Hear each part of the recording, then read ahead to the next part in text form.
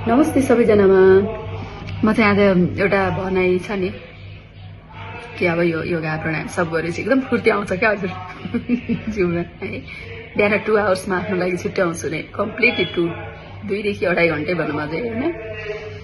अनि 4:30 मा उठ्छु अनि 7:15 सम्मको समय चाहिँ वास्तवमा मेरै समय हो। त्यो चाहिँ आजकल मलाई धेरै कुराहरू के न मैले पाउनुपर्छ गर्नुपर्छ भन्ने पनि लाग्दैन, लागेर छोडेको छ। किन भन्दा म जेको लागि हामी दौडिरहेको हुन्छौँ, कहिलेकाहीँ चाहिँ त्यो अहिले भएका कुराहरूलाई व्यवस्था गरेर दौडिँदा रहेछौँ भन्ने कुरामा ठाउँमा पुगेको छु म चाहिँ है। मान्छेले सबै जे कुराबाट पनि आनन्द लिन सकिँदो रहेछ भन्ने भएको छ। म चाहिँ योग प्राणायाम हिँडाइ यी कुराहरूबाट आफ्नो शरीरलाई स्वस्थ बनाएर आनन्द लिइरहेको छु। अनि फेरि एउटै आफ्नै भोगाइबाट क्या मैले एउटा भनाइ छ नि कि मैले यहाँ 80 वर्षे जवान पनि देखेको छु अनि 30 वर्षे वृद्ध पनि देखेको छु भनेर भन्ने।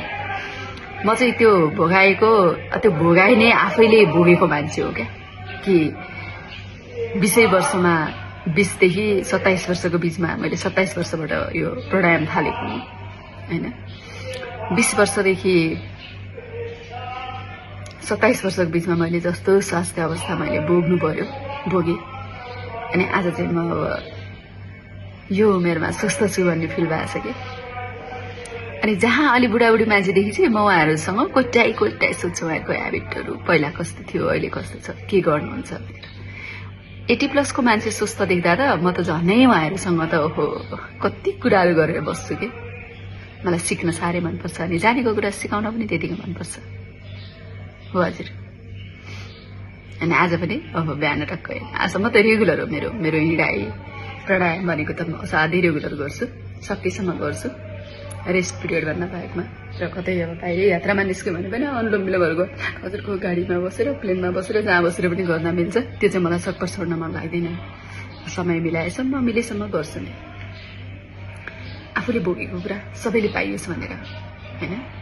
हजुरलाई मलाई मन पराउनुहुन्छ, हेर्नुहुन्छ, माया गर्नुहुन्छ थाहा छ। कसैलाई मन पर्दैन पनि होला, पर्दैन पनि। सबै मान्छेलाई मन पराइदैन, मैले पनि कति मान्छे मन पर्दैन होला। तर यो मैले भनेको योगा प्राणायामको कुरा चाहिँ यो मलाई मन नपराउनेहरूले पनि गर्नुभयो भने लाभ चाहिँ त्यति नै पाइन्छ है हजुर। त्यही भएर सबैलाई गरिदिनुहोस् बिन्ती छ। मलाई मन नपराए पनि योगा प्राणायाम र हिँडाइलाई चाहिँ जति सकिन्छ, कतिको त हिँड्न गाह्रो पनि हुनसक्छ, कमजोरी हुन पनि सक्नुहुन्छ, ओछ्यानमा सुतिरहेको हुनुहुन्छ भने पनि हजुरहरूको लागि पनि प्लिज गरिदिनुहोस् ल। प्राणायाम गर्नको लागि त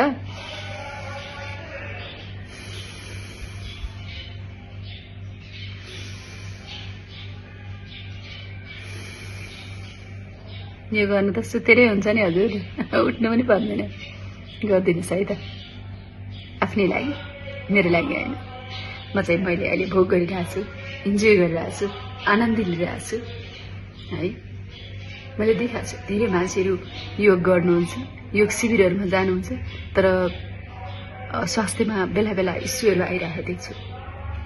कतै त्यो प्राणायाम कमी भएर हो कि भन्ने लाग्छ मलाई, किनभने त्यस्ता शिविरहरूमा प्राणायामलाई त्यति ध्यान दिएको हुँदैन, अर्थात् जहाँ योग सिकाइन्छ त्यहाँ प्राणायामभन्दा बढी फिजिकल कुराहरूलाई बढी ध्यान दिइन्छ।